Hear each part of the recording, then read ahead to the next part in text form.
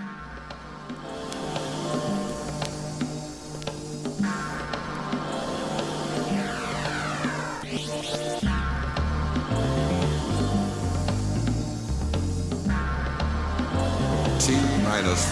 and counting. Good morning, and welcome to Air Occupy, the radio show that speaks truth to power and will occupy your mind for the next hour. I'm Liz, and I'm here with my co-hosts, Jerry and Shannon. Hey, good morning. Hey. And we want to welcome our new listeners. Jerry and I were talking to a lot of people over the weekend about the radio show, and it's funny. People are into it. I hope you're listening, and you continue to listen. And we want to remind you, if you want to comment on anything that we're saying today, you can do that online at on our Facebook page, which is facebook.com/airoccupy, or you can also send us a tweet, and our tweet handle is @airoccupy.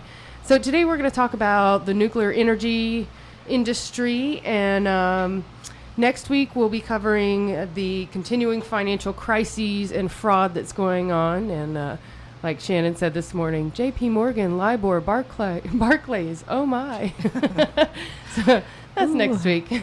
But today, it's been over a year since the Fukushima disaster that happened in Japan, and there have been a lot of questions about whether something nuclear meltdown could happen here in the United States, and I think the question is not if it could happen, but when it will happen. So we wanted to kind of open up with a look at the nuclear power industry in the United States and where we go from here. Currently we have 104 commercial reactors, and it's good just to know for background, 69 of those reactors are the pressurized water reactor, and 35 are boiling water reactors, and that's the same design that was used at Fukushima. In fact, the GE Mark I design is the type of plant that operated in Fukushima, the 4 reactors. We're the world's largest market for nuclear power, domestic market. It's 20% of the electricity we generate, but all of the plants are pre-1974. Many of them have reached or are past their projected lives. As the century turned, there was a lot of talk about a nuclear renaissance in America, but for a lot of different reasons, mainly financial, we really haven't seen continued development and new plants coming online. Currently, there's a couple of new plants only in Georgia with 4 reactors that have been approved by the NRC, and there's a proposed plant here in Florida. In Levy County.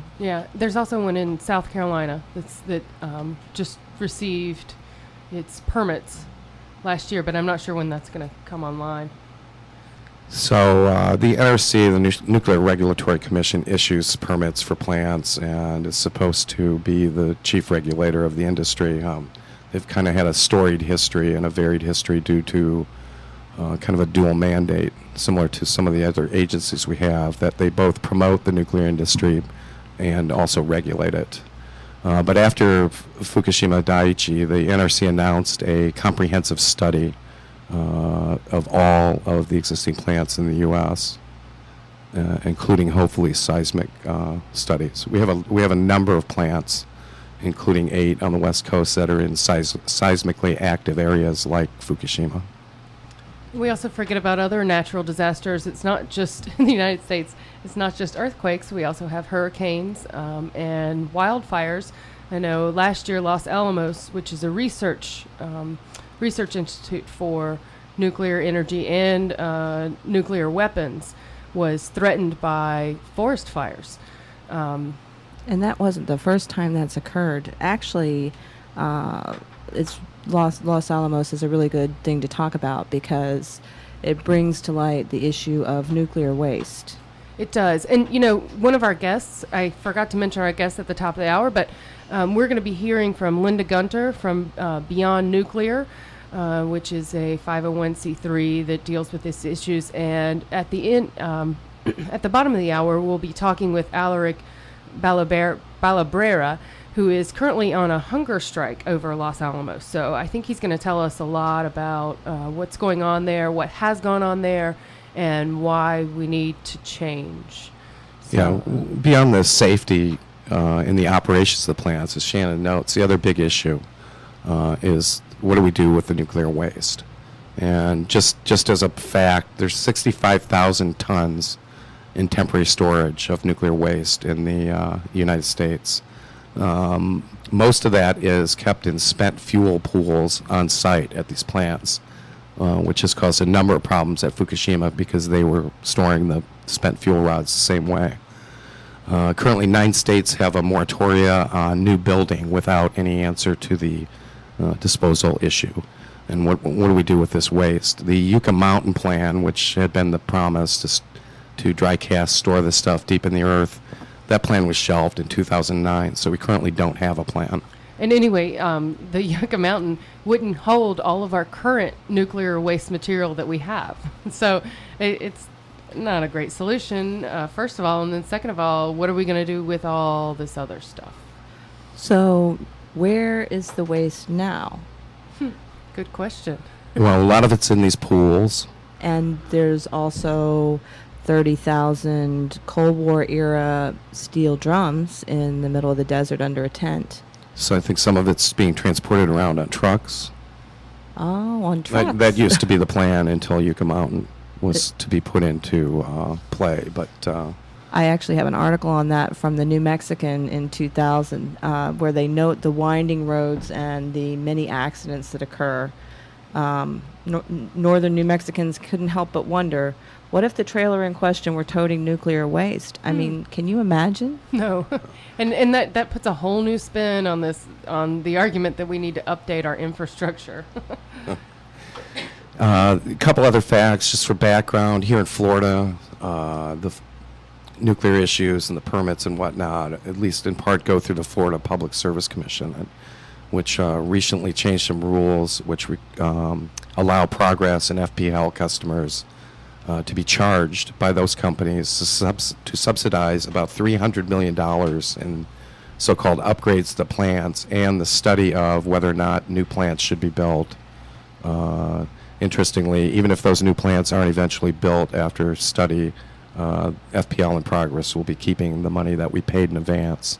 Oh, nice. That's nice. Is that under the Lieberman-Warner bill by any chance? It never mentions nuclear, but it's actually in 2006 established that 25% of all funds deposited into new climate change worker training should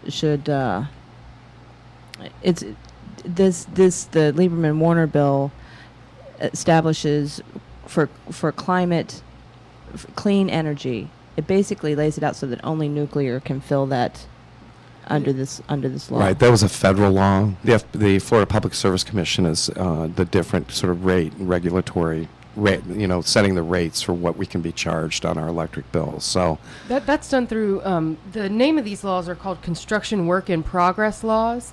And basically what that means is a utility company can charge you for work that they're going to do in the future, and if they decide not to do that work, they can actually keep that money. There are several states that have these laws, such as North Carolina, Georgia, South Carolina, Texas, and Maine has these type of laws.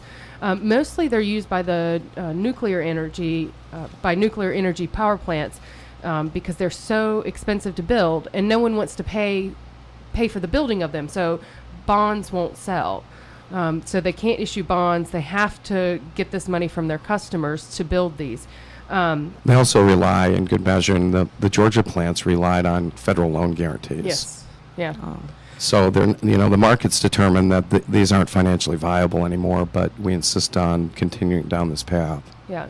So if you're in a state that, one of the states that I didn't mention, keep your eyes peeled for something called construction work in progress laws. I know that they came up this past session in Iowa, and Iowa actually closed their session without voting on it. I know that it's going to come up next session, and I hope that the Iowa legislators will continue to stall this law, because it's not good for anyone.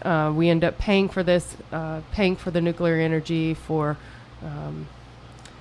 dangerous practices. Well, this is supposed to be the utility market, and it's supposed to operate on market principles and capitalism, but this stuff is protected by the government, loan guarantees, liability limitations. Is a whole different chapter of this that the energy industry has been able to get caps on what they would be liable for in the case of a disaster. Right. If you want to look up this type of law in Florida, it's called the Florida Energy Act of 2006, and that's where you can find the construction work in progress law. 2006 must have been a busy year. Yeah. That's when that's when the nuclear energy industry announced its renaissance. So we're coming back to nuclear energy. We're coming back to, nuclear energy. I think it's worth noting that contrary to popular belief, nuclear is about the same as solar and more expensive than wind. Cost-wise, that's interesting. Yeah. There are so many hidden costs in all of this that aren't right on the table. I mentioned before the Florida Public Service Commission allowing Progress and FPL to pre-collect up to $300 million for these upgrades and studies of new plant capacity. Unmentioned in all of that is if they went online with the power they're projecting to use with new plants, you'd need a $4 billion upgrade to the grid to handle the power.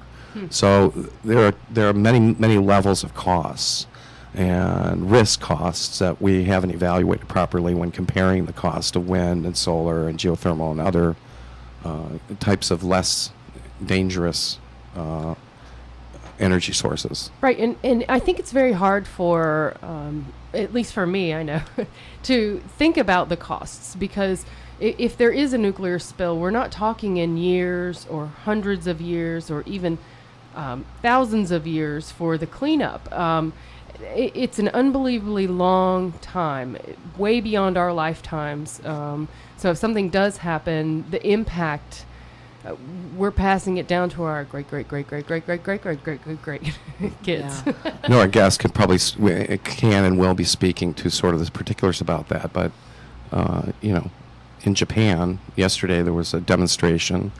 170,000 people came out to protest the government's handling of the disaster itself, the misinformation that came out that continues to this day, the dangers in the area, the dangers to the water, and they're going back on the moratorium on nuclear power. They're going to refire plants, and people are not happy.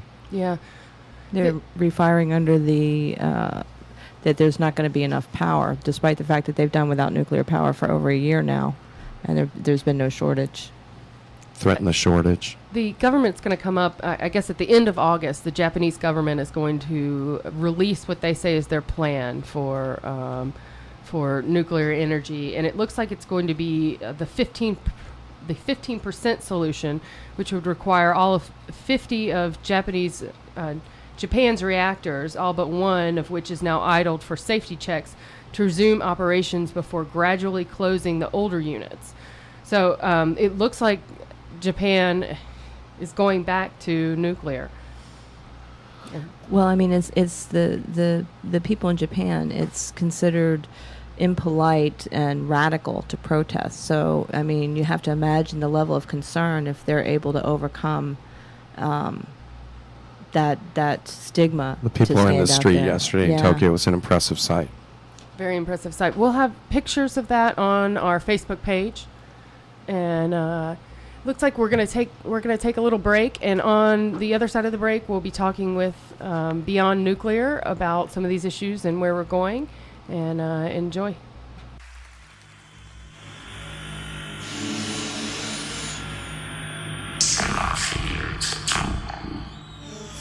Produce 7.5 tons of plutonium every year. 1.5 kilograms of plutonium made the nuclear bomb. Sellafield 2 will release the same amount of radioactivity into the environment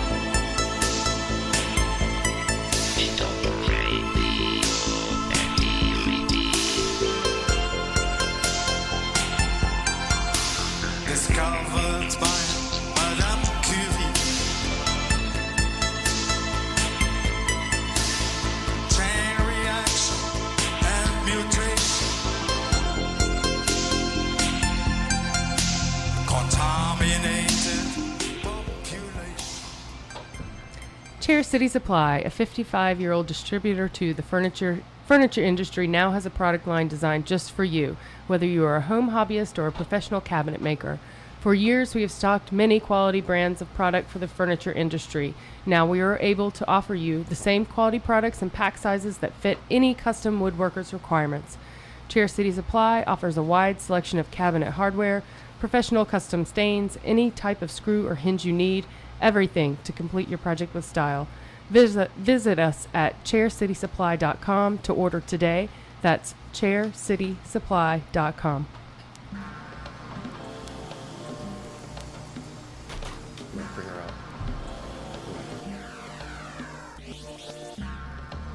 And we're back. We will be talking in just a second with Linda Gunter of Beyond Nuclear.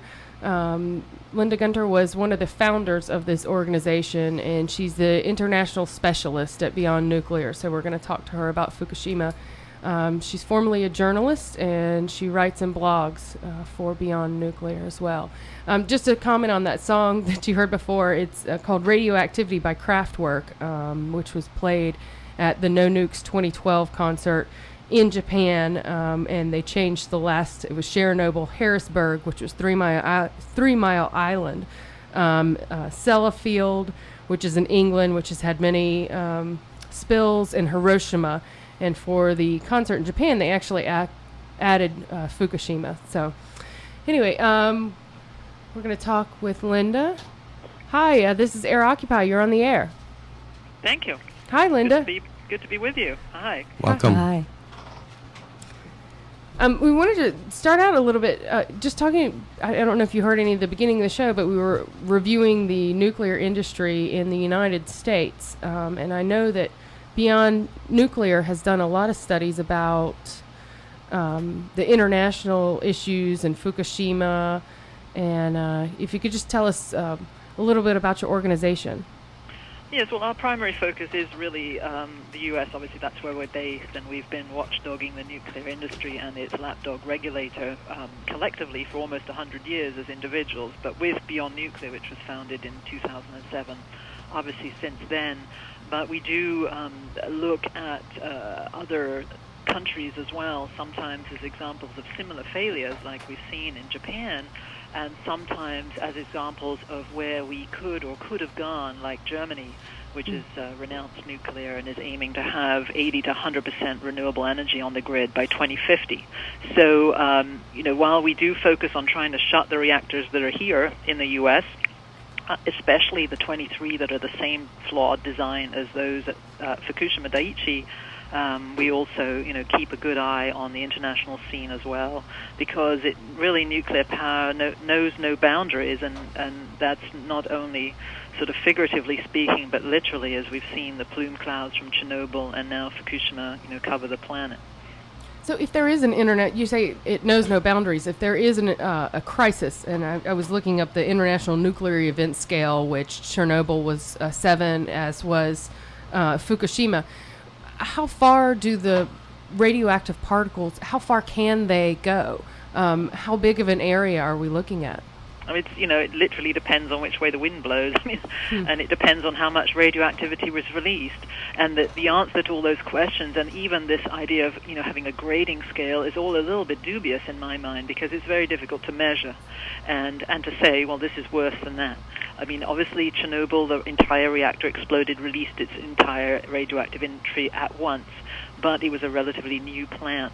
Fukushima, we had 3 meltdowns and a 4th explosion, and the monitors were not monitoring for particulates, only for gases. So we really don't know, I don't think, the level of contamination, other than where it has been measured. It's very difficult when you discharge that amount of radioactivity into the sea, for example.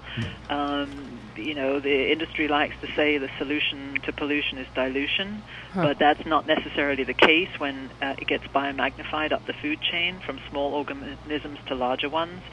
They're finding cesium in tuna now that have migrated from Japan. So I think the true extent of this particular disaster, which is in fact not over, because We still don't know the exact condition of Reactor 4 and what could happen if, hopefully this won't happen, but if there's another big earthquake anytime soon, it could be orders of magnitude worse. So I think that it's a very difficult thing to measure, also because of the health effects. This is a dispersed population now. It'll be very hard to track the health effects, and very easy for the industry and governments to dismiss them as negligible, when in fact they will take 20 to 30 years in some cases to manifest, will pass down to future generations. And again, it's hard to prove sometimes, this leukemia was caused by that particular event. But I think, when you look at probability, there's going to be a very high toll paid in human and animal life because of this ongoing disaster. What's the state currently of the kind of no-go zone in the area around the plant where people are restricted? It's fundamentally, I understand that it's fundamentally deserted except for elderly folks who felt that they had not that long to live anyway and that they would die before any ill effects of the radiation exposures would get them. What an incredible calculation to be making. Yeah, but there's some, actually, we've just put them on our website. There's a really interesting series of films that were shot by an American who's been based in Japan for 10 years, and they're beautiful, actually. They're very lyrical. I mean, he just goes periodically back into those areas and talks to people, 2 months after the accident, goes back a year after the disaster, where the farms have been abandoned. And it's heart-wrenching, to see people who've had to make that decision to give up their lives, well, not their lives, but their livelihoods and their lifestyles and the lives that they know, and the places that they grew up in or farmed, and their animals had to be slaughtered, and, they just had to basically abandon it, and so it's just vacant. That said, the evacuation zone wasn't nearly big enough, so there were people moved to places which turned out to be more contaminated than the places they moved from. Okay. And they were moved again, or they were moved only 2 months after the disaster began, and probably too late. And all these interviews are in these series of films, and that it sort of brings home that the level of what the Washington Post here had the audacity to describe as non-catastrophic. Wow. The level of the catastrophe is, I think, immeasurable, because how do you measure having your entire life destroyed? The pain and suffering of individuals who don't get leukemia, who don't die of cancers, who are not, harmed from a health point of view, but are harmed in other ways, needs to be taken into account, I think, and is often not. And that's what I find so horrifying here, is this sort of callous indifference, not only to the suffering of the people in Japan, but to the potential of the exact same thing happening in the U.S., and the complete and utter refusal of our administration, of our regulator, the Nuclear Regulatory Commission, to do anything reasonable to prevent it. What we see consistently is a adherence, a capitulation to whatever the industry wants that fits their bottom line and their profit margins, and a blind eye turned to the reality that we could have innumerable Fukushimas here, because we've got 23 of the same design, all of which have the exact same flaw, which compounded the problems that occurred there. So it's sort of a, what are you waiting for? And that's why I think the Occupy movement actually has a lot to teach the anti-nuclear movement, and indeed a lot of that is being adopted now by the anti-nuclear movement, to say we have to go to them and take over and say, look, this is not acceptable. We're going to be here till you change things, because these are risks that are not acceptable to be taken. Gambling with people's lives on a daily basis to save a nuclear industry money that can't stand on its own 2 feet is not an acceptable modus operandi. Right. Does the comprehensive NRC study that's been undertaken hold any promise of any reforms? Which comprehensive NRC study well, are you referring to? We hear a lot about that the NRC has undertaken a study. I read a lot about it. Fukushima's lessons learned? Mm-hmm. Yeah, I mean, it's a classic example of lessons unlearned. Mm-hmm. What they're doing is issuing orders that don't take into account, they're ordering like the Mark I reactors to make fixes that will not take into account the level of catastrophic accident that happened in Fukushima, because that's just too unlikely here. That's kind of what they're telling us. I mean, it's sort of eye-stretching, really. So we're actually fighting that right now. These orders are completely useless. You know, they've looked at what happened in Fukushima, and the lessons that they've decided to learn are none, as far as we can tell, you know, to do nothing. And that's what's, you know, profoundly disturbing about the way the regulator operates. But it's nothing new. I mean, it's been like this, you know, ever since it was founded. So it's not surprising that that's what's going on. But it means that we've got to just battle all the harder to try and get across the point that, you know, you cannot, these containments, I mean, basically what they're saying is that when, you know, we've recognized that this reactor design, this General Electric reactor design that melted down and blew up in Fukushima, has a containment that if fuel damage occurs, which is what happened there, it will fail. 100% certainty it will fail. That's what we saw. And what the NRC has decided to do about that is nothing. You know, and that's what we're up against. You know, that they will not consider what they call post-fuel damage events. So once the fuel's damaged, we don't have to worry about it because, you know, we're not going to order any kind of retrofit to because they can't, because you can't really fix these. You've got to shut them. I mean, that's really the only answer. Actually, that just happened. My mother called in. She was a writer for the St. Petersburg Times, and Crystal River has been shut down for several years because they had to do an upgrade and make repairs, and it was so expensive they decided to do it themselves and actually made it worse. Right. I mean, the fact of the matter is that with the economics never add up with nuclear power, and so if you can mandate a retrofit, they will close because it's too expensive to do it. I mean, one of the retrofits that in fact has been recognized as the best available technology is not the kind of reactor that you see at Crystal River, which brings in millions of gallons of water, you know, a day, and then discharges it at heat into the same environment. The cooling tower is a slightly better technology. You know, not that I adhere to the technology, but if you're going to improve it, that's the first thing you would do. None of those reactors that don't have cooling towers are going to retrofit them because it's too expensive. They're better off closing. So, I mean, the other campaign afoot is, you know, not only to close these reactors that are the most dangerous first, but to keep the ones that have had to close down, like San Onofre in California and Fort Calhoun, which was entirely surrounded by floodwater, you know, to keep them shut. Because, you know, funnily enough, the lights have not gone out in Southern California since San Onofre has been shut down. So the most important thing is to be able to replace this power quickly with renewables, efficiency, and conservation, and make them obsolete, which they fundamentally are in most cases already in terms of their contribution to the grid. And that's what's happened in Germany, really, with their feed-in tariff system. I mean, they are able to put all their renewable energy onto the grid first, and so then you only add the old dinosaurs of fossil fuel and fissile fuel if you need them. And gradually, as you build up a greater contribution to the grid from renewables, you will need them less and less, and ultimately not at all. And that's really what needs to happen here. But we have neither the feed-in tariff system nor a political system that enables that kind of change to happen easily. So it's a huge undertaking to change it, but if we don't start, it never will happen. If you just joined us, this is Air Occupy, and we're talking with Linda Gunter of Beyond Nuclear about Fukushima and all the nuclear problems. Just if you have a comment, please post it on our Facebook page or tweet it to us.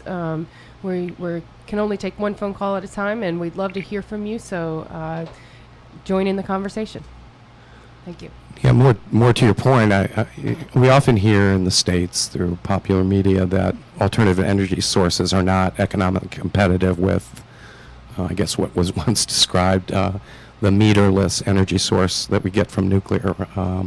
What's your view of that? Well, I mean, you know, the old thing was too cheap to meter, which was never true about nuclear energy. It was just the idea that it might be, but that never happened. I mean, obviously, wind power has become, I think, not only the fastest growing, but one of the cheapest forms of providing electricity to the grid. So it's all a question of, you know, how you fund things. And unfortunately, in the case of nuclear, the lion's share of the energy budget, research and development chunk has gone to nuclear over the decades.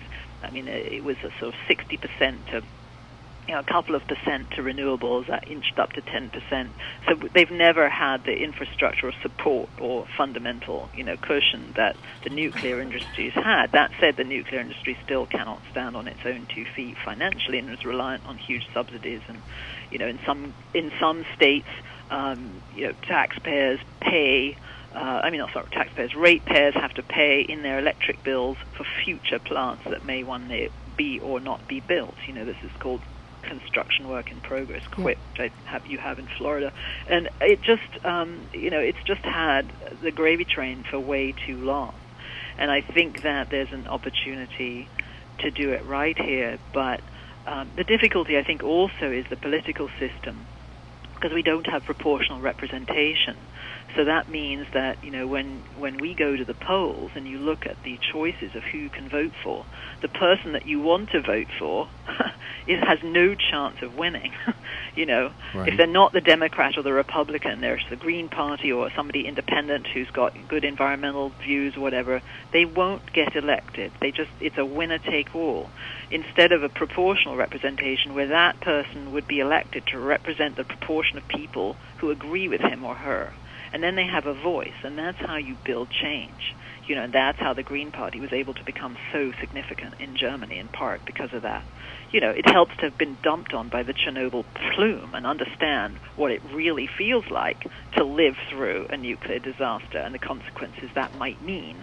And, we've had that. We've had 2 major nuclear disasters in this country.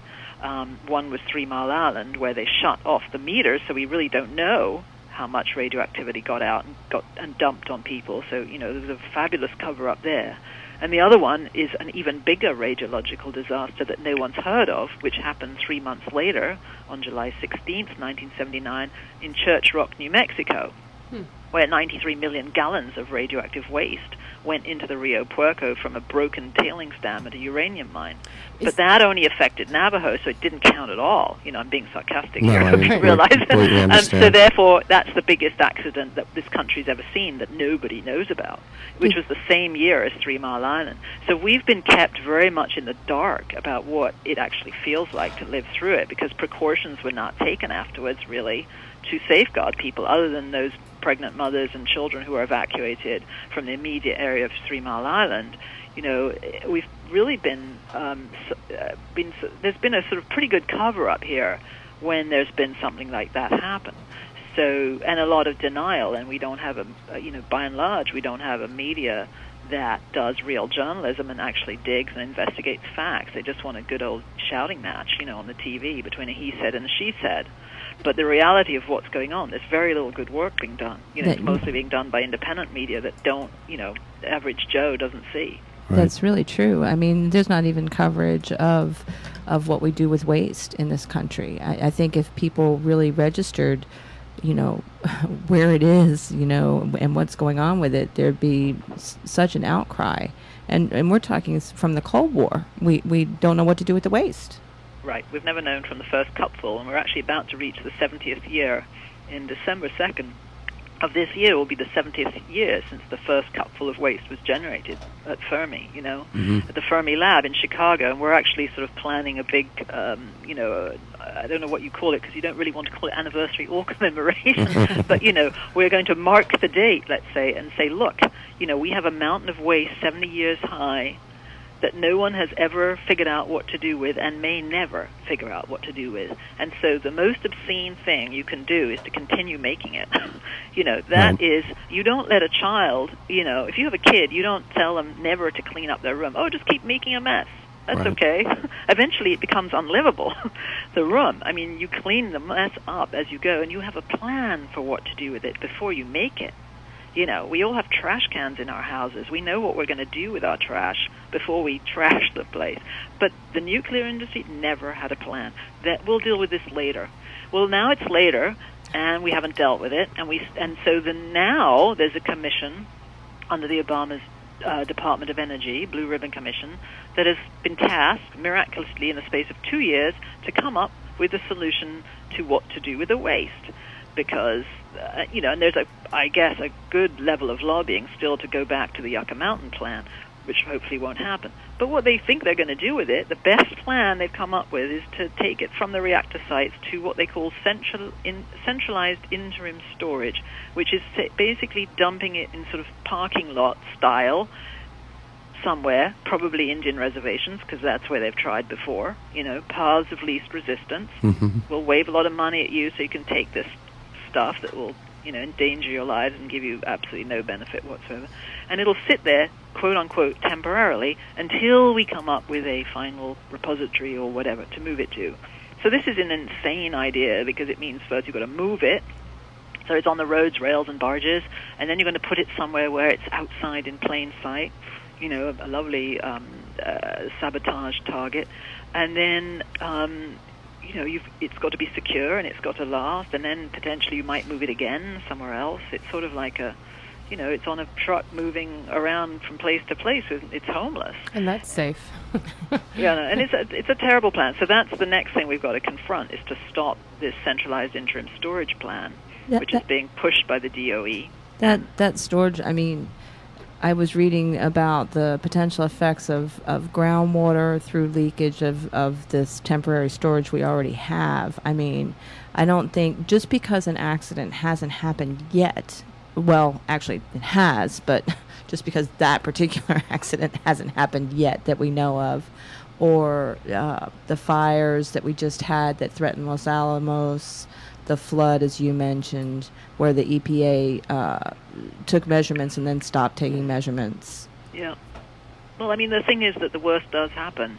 And unfortunately, we tend to be a sort of reactive species, We react to either clear and present danger or after it's occurred. How do we clean it up or fix it, or what do we do now? Rather than the preventive, we have no precautionary principle in play most of the time. So therefore, even when things happen, the burden of proof is on the victim, not on the perpetrator. When there have been studies done, for example, in France, around the La Hague reprocessing facility of cancer clusters and childhood leukemias, the burden of proof always comes back, well, you can't prove that it was this facility that caused these cancers. The people whose children died are supposed to prove that the La Hague facility was the cause of their children's deaths, whereas in reality, if you understand that exposure to ionizing radiation causes leukemia, and you've got one of the biggest discharges of ionizing radiation sitting on a peninsula just, 50 miles or less, 20 miles up the road from your house, then if you were a detective, you would say that's my prime suspect. And therefore that prime suspect needs to demonstrate innocence first. But it's always the other way around. Yeah. The people who have no money and no power are supposed to go to court and show that they were afflicted by the incredible amounts of radioactive discharges from that facility, and that's true everywhere. And so I think that's always been, that's true of the uranium miners. They've got to prove, in order to get any compensation, they've got to prove definitively that mining uranium is what caused their malady. It's just backwards, really. And it's cumbersome and it's slow, and most of them die before they ever get a dime, And so it's sort of, the whole nuclear fuel chain is fundamentally inhumane. It's a violation of human rights from the beginning to the end, and needs to be viewed that way, but is not. So, I know we're coming to the end here, but before we did, I wanted to just, what do we do? What recommendations do you have? What actions should we take next? Well, I think, we have to recognize that we must shut the most dangerous ones first. We have a campaign called Freeze Our Fukushimas. Each community where there is a reactor just like that, we're building advocacy to make it, really, I think you have to make it politically expedient for your elected officials to side with that, to say, okay, if we're electing you to represent us, then you have to protect our best interests. And not letting us get irradiated by this reactor is in our best interest. So we just won't elect you if you continue to support the operation of this nuclear plant. We'll find somebody else. So you have to make it politically expedient to join with those who feel that their health and safety is in danger to shut these plants. Then I think you have to we have to build a movement that allows renewable energy to supplant nuclear, because in shutting things, you must have an alternative plan. So I honestly think advocating for proportional representation and a proper feed-in tariff are the way to go, because if you have a proper feed-in tariff, which means that everybody from a farmer with a wind turbine farm to you with 3 solar panels on your house sells all the electricity you generate to the grid, and you sell it first. You are guaranteed that you sell it. Utility cannot come back and say, no, we're running our nuclear plant right now, we're not going to buy your electricity. They have to take your electricity first, which means that the more of that there is, the less need you have for coal plants and nuclear plants. Because, obviously coal has to go too. Right. And so if you're going to close nuclear and close coal and, bridge even temporarily with gas in an emergency, you've got to get renewables on the grid fast, and that's really what needs to happen here. So the more we can advocate for that, and for the renewable energy movement and the anti-nuclear peace movement, the peace movement, the anti-nuclear weapons movement, the anti-nuclear power movement, and the renewable energy, green movements to coalesce and say, right, this is all in our interest. Nuclear power leads to nuclear weapons. Nuclear power inhibits addressing climate change. Those are the 2 biggest threats we face. We must coalesce. We must advocate for getting clean energy onto our grid ASAP, Yes. And Well, Linda, also to promote the fact with our public officials that you do not represent us if you continue to advocate for endangering our lives by supporting nuclear energy. wonderful recommendations. Linda, thank you so much for coming on our You're show. welcome. The Beyond Nuclear, you can find more information. Beyond Nuclear has a wonderful website, which is very, very informative, and I recommend all of our listeners go check it out. It's at www.beyondnuclear.org. And thanks again, Linda. Thanks. Thanks for having Wonderful. me. Thank you. It's a pleasure. Bye. So we're going to go take a short break, and the song you're going to hear is by a pop group in Japan. And this group was disinvited to the Fuji Rock Festival last year after recording this song. And because the song criticizes the Japanese government, the music and broadcast industry openly admitted that they were not going to play it. So we're going to play it here, and hope you enjoy.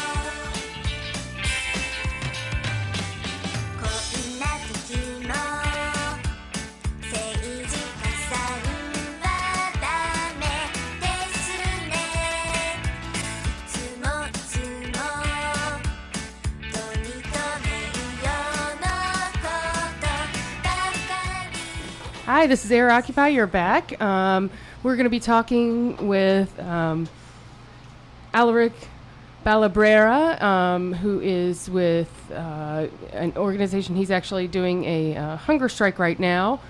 Hi, this is Air Occupy. You're on the air. Hi, this is Alaric. Hi. How Thank you doing, you so Alaric? much for calling in. You're welcome. Thank you for having me. So tell us a little bit about your organization and what you're doing. I understand that you started a hunger strike on Sunday. I actually started it yesterday up in Los Alamos, New Mexico, where the laboratory is that built the first nuclear bomb. Mm-hmm.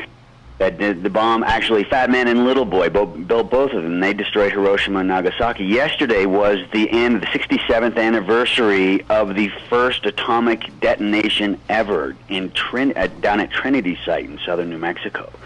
So we started on that date as a kind of symbolic gesture, and I'm doing it with a coalition of groups, including Vets for Peace New Mexico, Occupy Santa Fe, NukeFreeNow.org, which is the site to go to for information on the events that are happening on the 3rd, 4th, 5th, and 6th of August, coming up in about 3 weeks. Those are the dates because on August 6th we bombed Hiroshima, and August 9th bombed Nagasaki. And so those are the commemoration dates, and there's going to be a big 4-day event with speakers, films, music, hunger strikers, all from Friday night and actions on Monday through actions on Monday. So it's a big deal this year, and I'm so grateful to be a part of it and have this opportunity to stand up and have a voice finally. Because I grew up in Alamos, and way before the days of video or cable television or anything, my father was the film documentarian for the laboratory, which in Los Alamos, that's the only employer there is. There's only one employer in Los Alamos, and that's the laboratory. And so everyone's father is a rocket scientist, and my father was the film documentarian, so I grew up seeing images of the bomb exploding on my living room wall. I met a whole bunch of Nobel laureates. I'm the father of the hydrogen bomb. Edward Teller was one of my father's really good friends. And so I met all these people, and I got this side of the story. You know, it was a very strange growing up, and you have to be warned not to touch any of the discarded ordnance, you know, or you might blow up. Don't play in the streams or creeks, or you'll get cancer and die later. Wow. Man. And so, when Occupy finally broke out last year, I was so incredibly grateful because it'd been so long since I'd been waiting to, I had really not seen a mass movement. And when Occupy broke out, I just finally thought, here it is. Now's the time. Yeah, that's exactly how I felt too. I was very psyched to see Occupy and what it was doing. But I'm very excited about what you're doing too. I mean, you're putting your life and health on the line for the life and health of all of us, and I commend you for that. That's a pretty serious statement. Hunger strike's a committed act, and I'm just curious personally how you came to the point where, beyond demonstrating and whatnot, that you thought that this was your moral obligation, I guess, to engage in a hunger strike. What led you to this point? Well, it seems to me that a hunger strike is really an appropriate response for the situation that we're facing. The LANL, Los Alamos National Laboratory, is bad enough, but everything else, the system is so rotten and the system is so broken that I just despair of hope sometimes. And finally, when I got the chance to make a statement, I just didn't want to go out and bang a pot. I really wanted to start a movement, and already we have 30 hunger strikers striking with me. Wow, It's amazing. Wow. That's great. It's not just me. So if any of your listeners want to donate an hour or a day or 3 days or 21 days, or just like me, just strike indefinitely, then go to NukeFreeNow.org and sign up on the hunger strike page. And I don't know, I don't have much hope, to be honest, but what hope there is, I want to create with everybody I can. Oh, yeah. So, it's really important to me, and that's why I'm doing it. That's great. I can really get with that. I mean, I think that's all of us have the same kind of thing that, we can at least do something. At least it's better than just sitting there waiting. Yeah, I feel like if I don't raise my voice now, there may not be a tomorrow to raise my voice. Amen. Yeah. It's that kind of thing, especially when you live around Los Alamos. Oh, I can't imagine. I grew up a mile from what's called Tech Area G, which is 42,000 barrels of transuranic radioactive waste buried in barrels. And in 2001, there was a gigantic fire this is a forest fire 25,000 degrees hot that came within 1,000 miles of Tech Area G. That's about a kilometer from where I grew up. That's incredible. If that forest fire had reached those 42,000 barrels, you know what they're covered by? A tarp tent. That's ridiculous. What happens if that fire reaches those barrels? Those barrels go up. 40,000 barrels go up like popcorn. Yeah. Wow. Well, Alaric, thank you so much for calling. If anybody wants more information about the hunger strike and wants to join in, then go to nukefreenow.org and right. They can also follow on Twitter at HungerStrikerLA. Okay. Thank you so much. Thanks, Alaric. Have a Thank good you. day. Okay. Thanks, man. Bye-bye. Bye. This is Air Occupy, and next week we're going to be looking at why are we still talking about the financial industry crises? Why isn't anyone in jail? The next play out is in memory of Dev Smith. Yep. Peace. Peace. It skips our rights. Sheep to slaughter the lamb to her law stand. It's easy to kick ass in the man. Got bodies bent backwards with heads in the sand. Stuck